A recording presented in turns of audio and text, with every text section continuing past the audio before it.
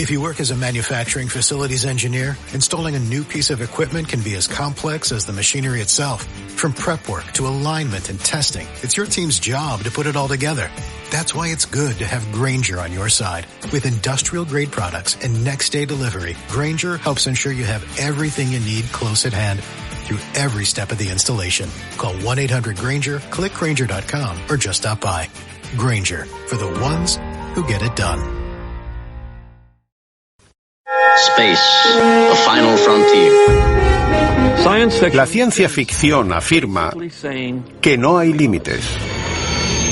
El espacio es como queramos que sea. La escala del universo es sobrecogedora. Planteamos preguntas importantes como ¿a dónde vamos? ¿Qué dice de nosotros como humanos? Responde a algo esencial en el ser humano. Nos encanta el peligro.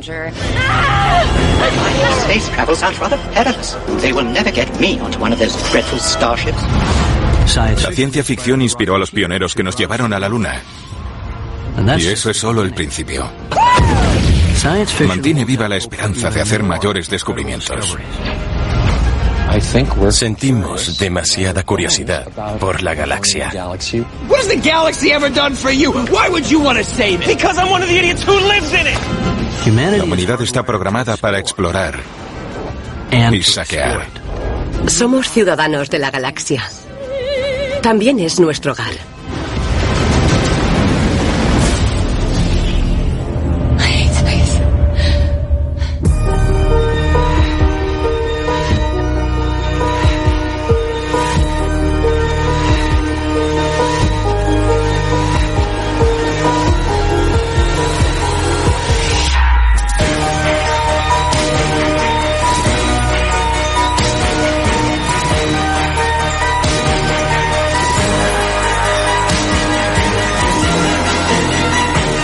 La historia de la ciencia ficción. Espacio exterior. He estado pensando que el espacio es lo que queramos que sea. Es el gran desconocido y podemos proyectar en él fantasías, ideas, sociología, usarlo como una excusa para conocer culturas completamente diferentes o aceptarlo como un problema que necesitamos resolver. Sí. Y creo que por una parte en la ciencia ficción sobre el espacio hay mucha tecnología, como en 2001. Y en el otro extremo es más un espacio que no pone límites a la imaginación. Y son esas dos cosas. No importa cómo lo plantees, como en 2001 o como en la Guerra de las Galaxias. Ambas son películas de aventura. El malo del cuento es el desconocido. Claro. Los humanos tenemos mucha imaginación. El cielo nocturno siempre ha sido un misterio. Nos da miedo porque si sales fuera te pueden comer y porque hay cosas ahí arriba, las estrellas, los planetas. Ya. Debe haber un significado. Como una atracción primitiva. Sí. El hombre es curioso.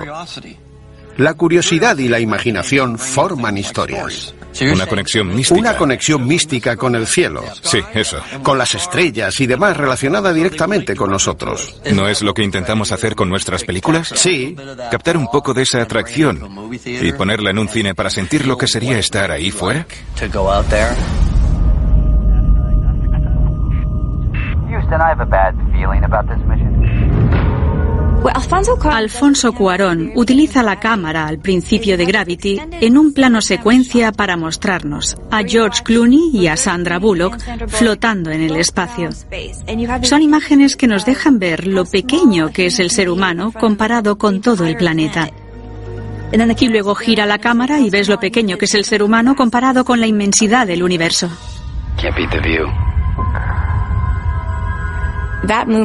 Esa peli llevó a la gente al espacio. No solo les enseñó las vistas, sino que les hizo sentir cómo sería presenciarlas. Para mí fue muy importante poder compartir eso, porque las vistas son inimaginables. Todo se veía muy claro e impecable. Casi duele a la vista por la nitidez de los bordes. Era enorme. So what do you like about being up here?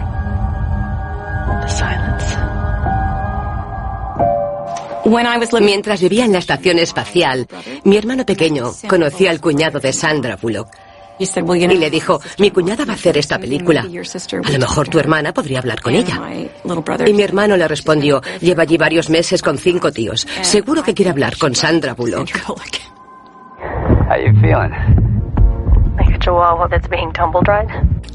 Quería saber cómo me sentía al despertarme por la mañana, qué era lo más difícil, lo más fácil, para comprender cómo hacer que el espacio fuera real.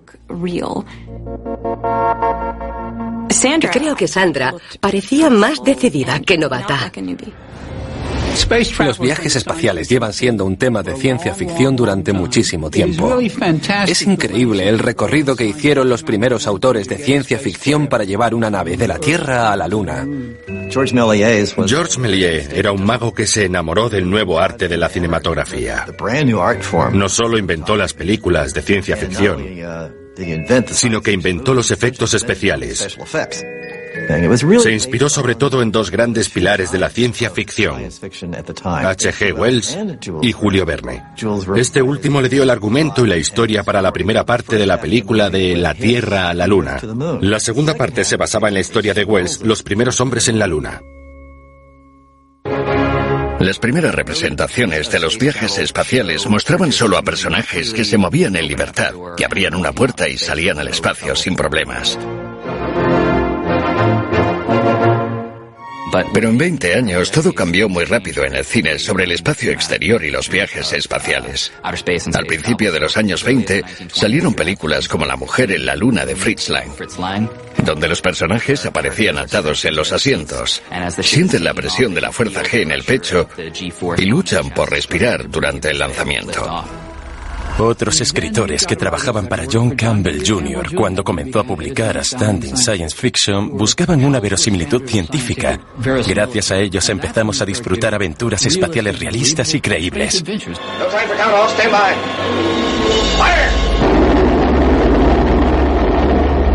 Tell us about this trip to the moon. Do you think this is possible? Oh, yes, it's quite possible. We're here, aren't we? Not only are we here, but it can be done. It can be done as soon as anyone is willing to put the bill to do it. Robert Heinlein fue el gurú de la ciencia ficción dura, pero creo que fue más que eso, el gurú de la ciencia ficción lógica. Heinlein planteó la pregunta básica de la ciencia ficción dura. ¿Cómo se hace? ¿Cómo se resuelve ese problema? Hoy sigue siendo una de las temáticas principales.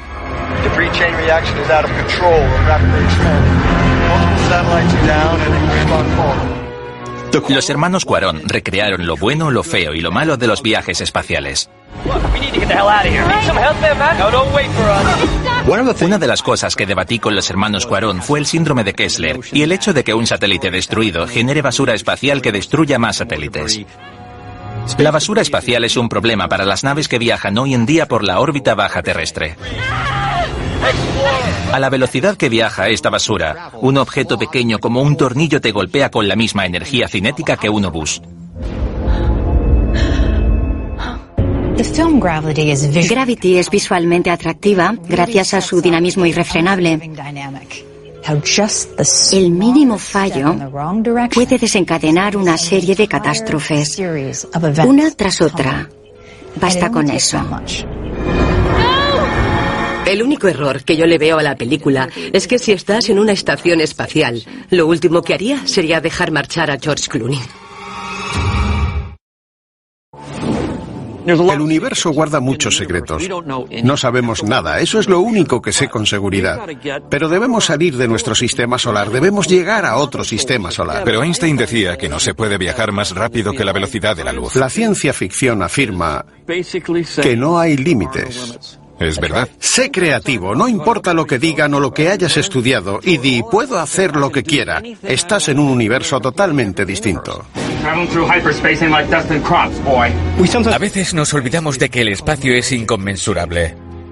Viajar a otra parte del universo nos llevaría décadas, cientos o miles de años con la tecnología actual. Lo medimos en años luz porque es lo que tarda la luz en recorrer esa distancia. Viajar más rápido que la luz es el santo grial de los viajes espaciales. Ahora mismo es nuestro Balonium. El Balonium es lo que creamos para que la historia funcione. Es diferente al Hangavium, que es lo que utilizas para distraer al lector o al espectador, y al Unobtainium. Si tuviéramos el Valonium adecuado, podríamos viajar a mayor velocidad que la luz. Es la limitación perfecta para un artista. Si no podemos superar la velocidad de la luz, ¿cómo vamos a poder explorar el universo? Los escritores de ciencia ficción dirán que tenemos que crear una velocidad superior a la velocidad de la luz.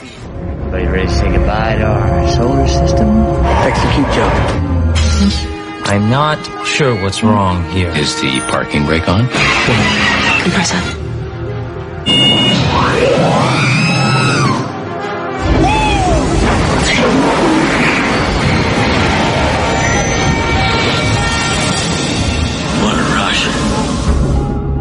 Con esa prisa, la ciencia ficción se embarca en una era de exploración.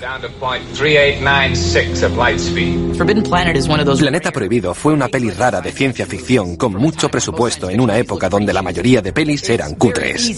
Se pueden ver detalles que luego otras películas como Star Trek incorporaron directamente, o por lo menos le sirvieron de inspiración. La nave de Planeta Prohibido se parece al platillo volante del Enterprise. Los discos en los que se colocan son como el transportador. Seguro que los diseñadores de Star Trek la conocían y pensaron que molaba. Sin embargo, Planeta Prohibido es menos diversa. En eso, Star Trek es más especial. Space, the final frontier. Star Trek es importante porque llevó el espacio a los salones de Estados Unidos y de todo el mundo. Hizo que fuera accesible. Star Trek era una visión clásica y humanística de un futuro utópico donde vives y dejas vivir. These are the voyages of the starship Enterprise. Gene Roddenberry dijo que quería hacer una serie íntegra en el espacio con todas las ideas que pudiera recrear con más facilidad en la ciencia ficción de los años 60 que en la ficción realista. Podías tratar temas polémicos, pero dejaban de serlo porque eran distantes. No son como nosotros, no es nuestra sociedad. Queríamos tocar problemas raciales y sexistas que se daban en ese momento. Abrió una puerta a un mundo extraterrestre que la gente podía entender. Ofrecía muchas oportunidades narrativas para contar historias sobre cosas que ocurrían en la Tierra.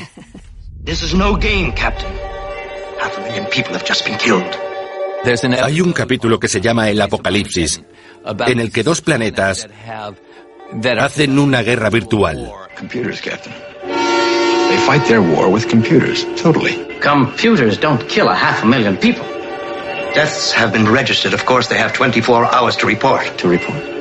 To our disintegration machines. Al final, Kirk dice: We're human beings with the blood of a million savage years on our hands. But we can stop it. We can admit that we're killers, but we're not going to kill today. Todas estas historias entrañaban un mensaje social. Gene sabía lo que hacía, al igual que lo sabían los guionistas. Star Trek era una forma de decir, podemos ser mejores. Las cosas no son necesariamente como deberían ser. What about the cast of the show? I'm told that NBC only wanted white males on the bridge, no women, no blacks. When I brought in a mixed racial crew, both the network and Desilu Studios, which had it at that time, came in saying, what are you doing? You're going to ruin us. Te diré lo que me pasó la primera vez que vi Star Trek. Antes no había personas de color en el futuro. No existíamos en ninguna parte. Y entonces Gene Roddenberry creó este grupo donde una negra bellísima era la jefa de comunicaciones y no una sirvienta. I'm picking up a subspace distress call. Priority channel. It's from Space Station K7. Verla en ese puesto para mí fue extraordinario. Por eso recurrí a Gene para hacer Star Trek, la nueva generación. Por lo que Nichelle Nichols me enseñó que teníamos futuro en el mundo. What about you? You speak Romulan, Cadet? Uhura, all 3 dialects, sir. El día que conocí a Nichelle Nichols, estaba muy nerviosa, porque era la primera vez que interpretaba el papel de otra persona. No me juzgó, al contrario, me pasó el testigo y me animó a seguir adelante.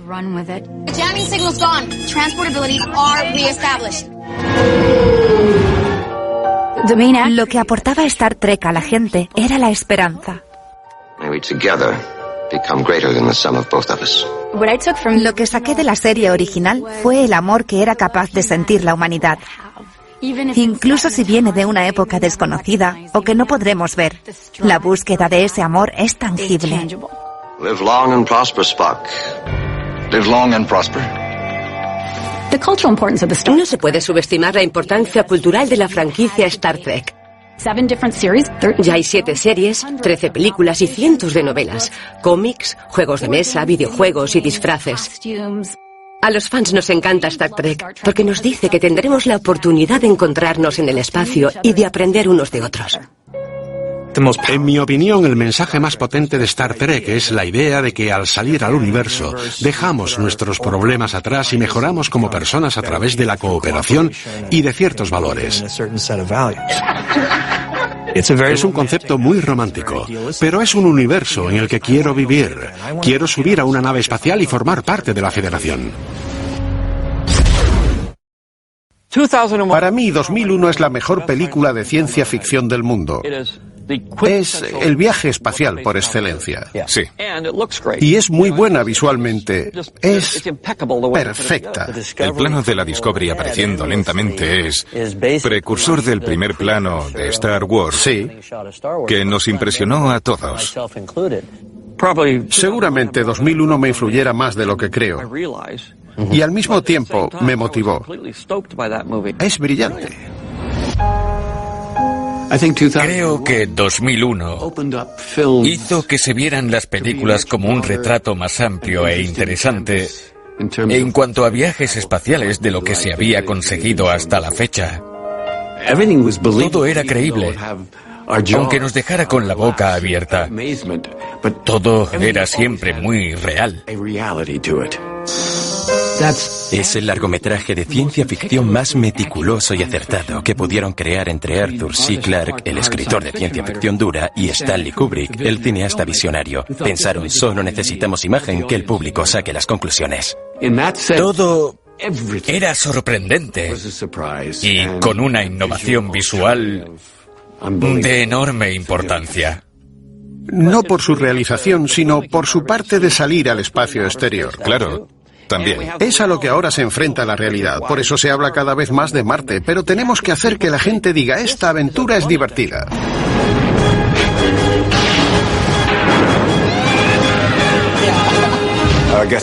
Creo que tenía 11 años cuando vi por primera vez la Guerra de las Galaxias.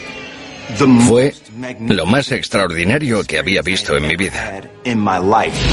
Ya buscaba esas respuestas y quería saber más. Cuando vi Star Wars, supe que quería vivir en ese mundo. Llevo buscando una peli así toda mi carrera.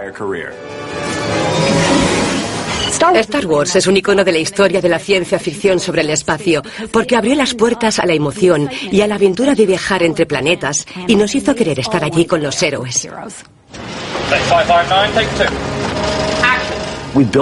Construimos las cámaras, las impresoras ópticas, las miniaturas, todo en el mismo sitio. No era lo normal. Podíamos fabricar metal, maquinaria, reacciones químicas para las explosiones. Cosas que no se habían hecho antes. El primer plano de la peli fue complicado porque no sabíamos si iba a funcionar o no. Aparecía una miniatura del destructor imperial que medía 1 metro. Al verlo todos dijimos, ¡increíble! ¡Es perfecto! Es una escena sorprendente que como espectador te impresiona por el potencial del espacio y ver hasta dónde podía llegar esa película. Fue una revolución. Parecía que estabas allí y que la nave te pasaba por encima. Lo cambió todo. Hablemos sobre lo que te influyó a la hora de crear la Guerra de las Galaxias. Porque es como si surgiera de tu cabeza. No. Ya hecha, pero radica en algo que nadie de este género conoce. Nada de este mundo te viene ya hecho. Es un cúmulo de cosas que has visto y las regurgitas a tu manera, sacando lo mejor. Las letras se sacaron de Flash Gordon. el ángulo en el que sube por la pantalla y la justificación del texto, incluso el número de párrafos. También se inspiró mucho en las pelis de Akira Kurosawa.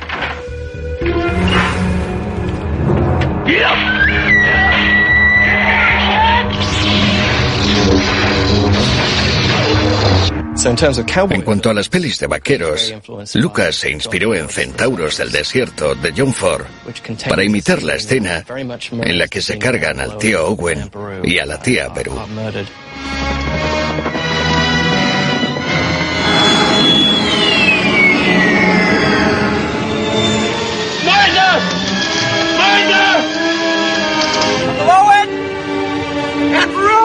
Por eso se decía que Star Wars era un western en el espacio. Algo esencial en la Guerra de las Galaxias era la adrenalina y el concepto de una trayectoria en el espacio. Y eso aportó cierta calidad visceral, en parte por ese subidón.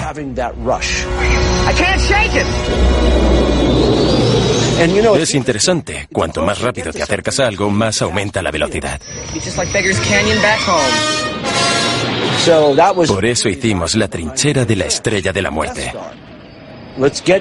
Para que la gente se subiera a una nave que viaja a gran velocidad y disfrutara de la sensación como si fuera real.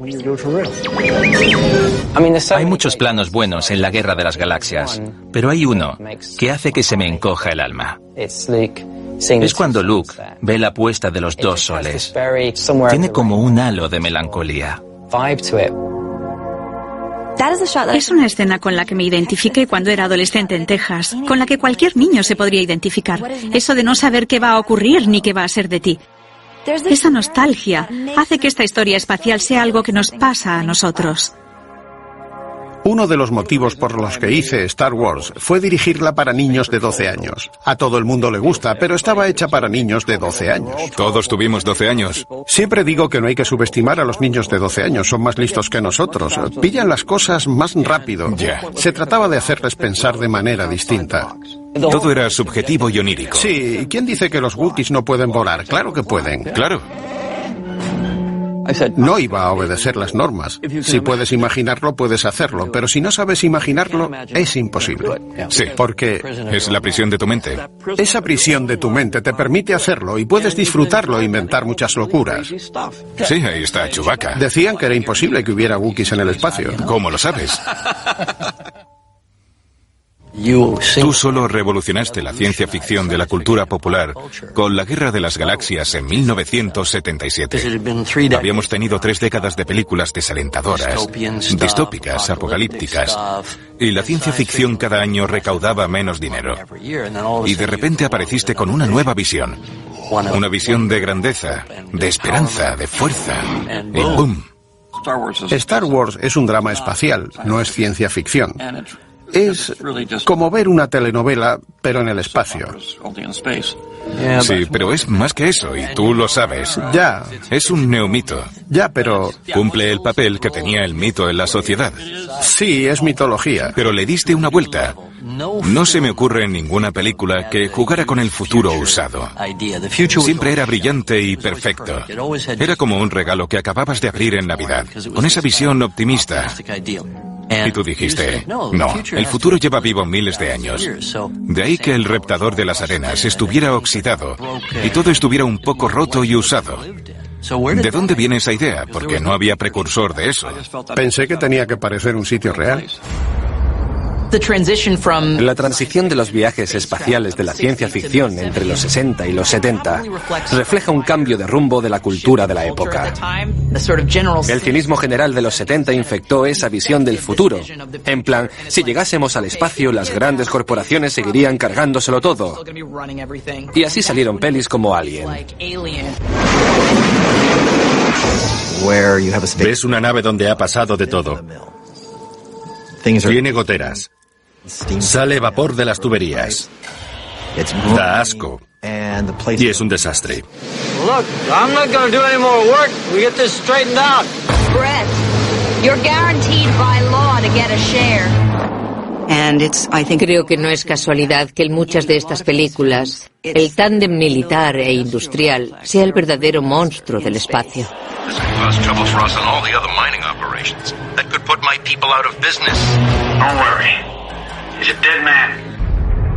Ves que los hombres llegan a tierras en las que no habían estado antes.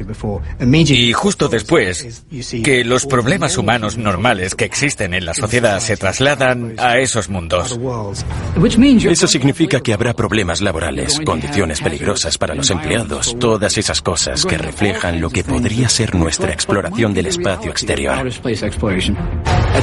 En algún momento se meterían las grandes empresas y quizás incluso el gobierno querría sacar tajada, y eso nos llevaría a una sociedad militarizada como en Starship Troopers. We break net now and take you live to Klendathu, where the invasion has begun. It's an ugly planet! A fun planet! Un día, Paul Verhoeven y yo hablábamos de las películas que nos gustaría hacer, y él me dijo, siempre he querido hacer una peli sobre cómo sería tener 15 años en la Alemania nazi de 1935, cuando nadie sabía lo horrible que era. Era una idea muy interesante. La idea se me ocurrió de joven, cuando sufrí la ocupación de los alemanes en Holanda, de los fascistas, o nazis, como quieras llamarlos. Le dije que no nos dejarían hacer algo así, pero sí que podíamos hacer Starship Troopers. Nos basábamos en el libro de Robert Heinlein. Es un tratado político. Un tratado político conservador, donde afirmaba que si los militares gobernaran el mundo, sería un lugar justo. Él pensaba que la mentalidad que se inculcaba en el ejército de Estados Unidos era muy importante para que los niños se hicieran hombres. Starship Troopers es una importante película de ciencia ficción, porque es de las pocas que nos avisa de que los humanos pueden llevar lo peor de sí mismos al espacio y no lo mejor. Intentamos criticar lo que se hacía, sobre todo en los informativos. Esa manera de decir a la gente, te tienen que gustar estas personas, son héroes y heroínas. Por cierto, seguramente sean fascistas. Lo fascinante de estos noticieros patrióticos es que son muy similares a El triunfo de la voluntad.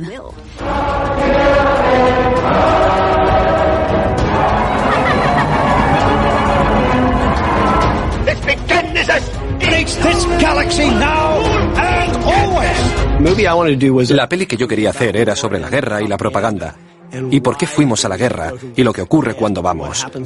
Pero quería contarlo como si fuera una película de serie B de los 50. En Starship Troopers, Troy Donahue y Sandra Dee van al espacio, luchan contra bichos mutantes y se vuelven nazis. Ese sería mi resumen.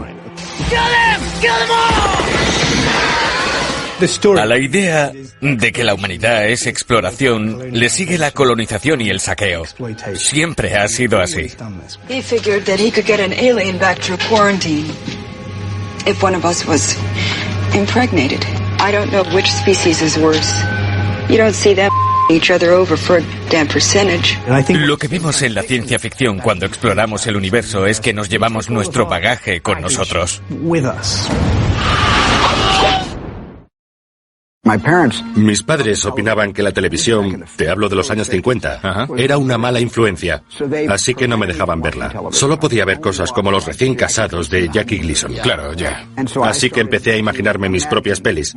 No podía ver la tele, solo podía imaginar cosas que me entretuvieran. Ya. Es lo que hacen los niños cuando ponen a prueba su capacidad natural de crear mundos que no existen. Recuerdo que cuando vi La isla misteriosa en tercero, fui corriendo a casa para hacer mi versión personal. Claro, así es el impulso creativo, lo incorporas, no lo copias como un imitador. Ya. Quieres crear tu propia versión. Siempre había un papel, un lápiz y una cámara de 8 milímetros.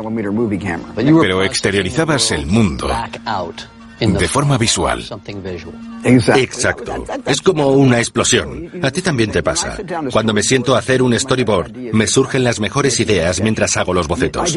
Ideas que no estaban en el guión y que ni siquiera había imaginado antes, surgen mientras estoy dibujando.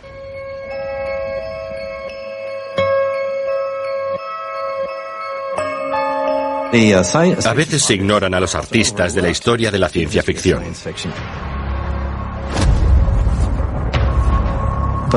Pero son ellos los que influyen en los autores, en el sentido de que hacen que sus ideas y personajes cobren vida visualmente.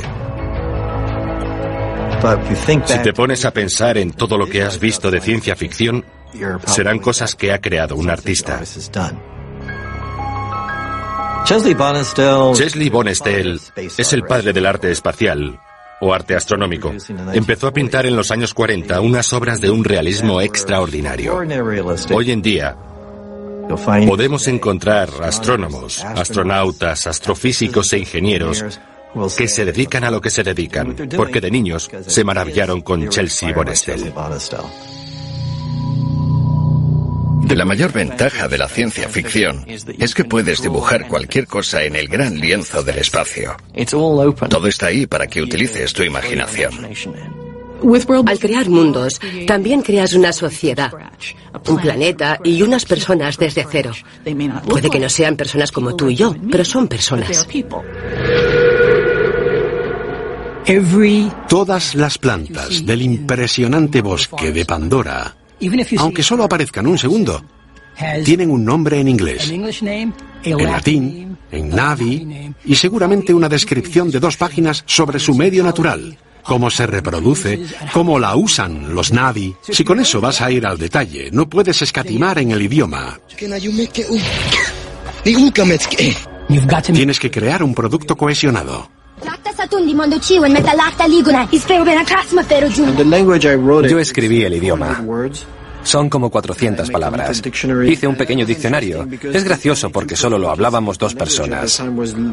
Mila y yo. A las 2 semanas se nos daba bastante bien.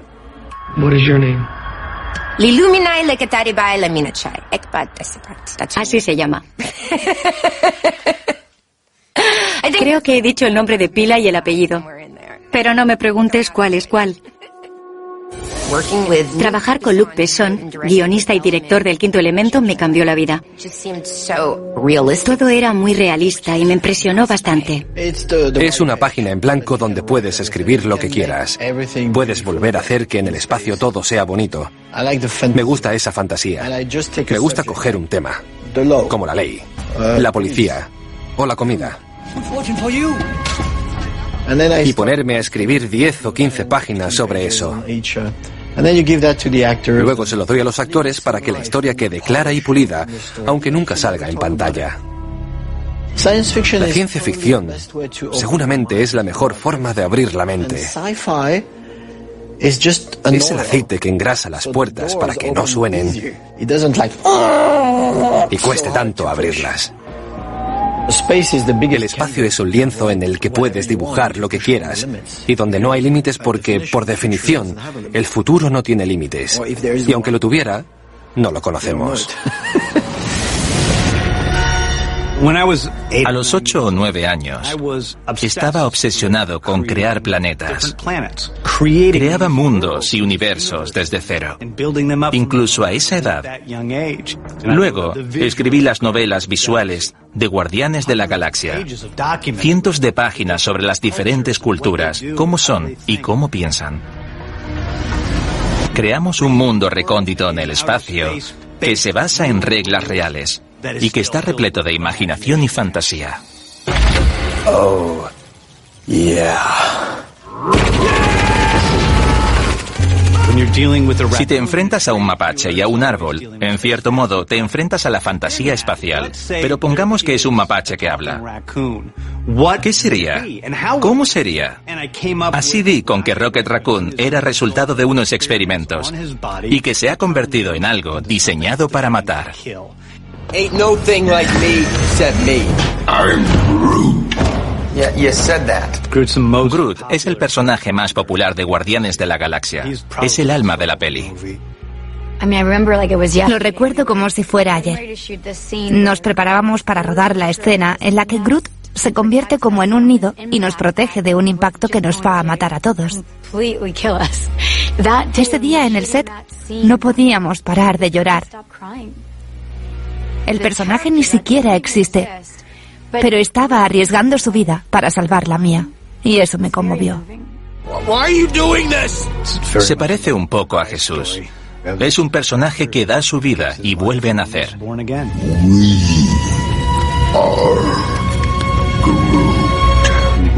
Somos Groot es la frase sobre la que se sustenta el resto de la película. Se trata de ver a un mapache, un ser humano, una asesina verde y una bestia enorme formar una familia por primera vez en el espacio. Por eso es ciencia ficción. Por esa familia del espacio exterior. Today it is you who will learn the power of Mars. Tomorrow it will be the whole world. We're dreaming. Is it about Mars? The angry red planet. We're heading straight for Mars.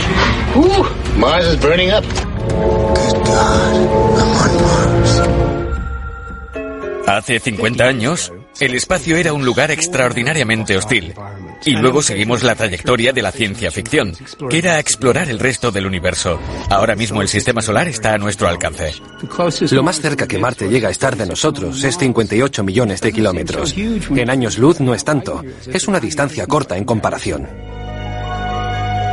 Historias como las de Marte nos hacen pensar que esto es lo que podemos hacer y haremos de forma cotidiana. I gotta figure out a way to grow 3 years worth of food here. On a planet where nothing grows. En Marte, ves a una persona inteligente actuando de manera inteligente. Utiliza su cerebro para resolver problemas en lugar de una espada láser o una pistola. They say that once you grow crops somewhere, you've officially colonized it. So, technically, I colonized Mars.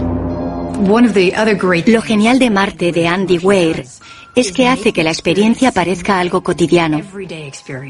¿Te puedes imaginar cómo Mark Watney no es que siga adelante porque no sufra contratiempos, sino que se encuentra con todos los contratiempos posibles? Y le ves sobreponerse a ellos, y te hace pensar que tú también podrías. Es inspirador, pero también muy útil. I forgot to account for the excess oxygen that I've been exhaling when I did my calculations. Because I'm stupid. Toda la historia es una serie de catastróficas desdichas.